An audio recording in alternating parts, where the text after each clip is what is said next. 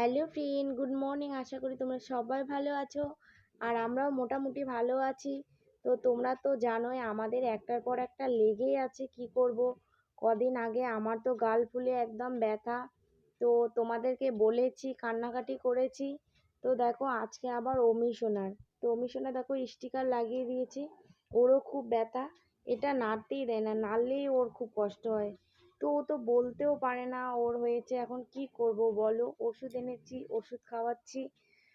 তো কি করব, আমাদের সাথেই কেন জানি এমনটা হচ্ছে, জানি না। তো এটা বলতেই তোমাদের এলাম। তো কালকে তো অমিশনা সারা রাত ঘুমায়নি, ব্যথার জন্য জ্বর এসেছে, জ্বরের ওষুধ দিয়েছি।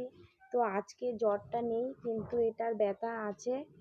তো খেতেই পাচ্ছে না। সকালে সুজি রান্না করে আবার মিষ্টির মধ্যে পেস্ট করে খাওয়ালাম, কি করব, খেতেই পাচ্ছে না, খুব ব্যথা করছে।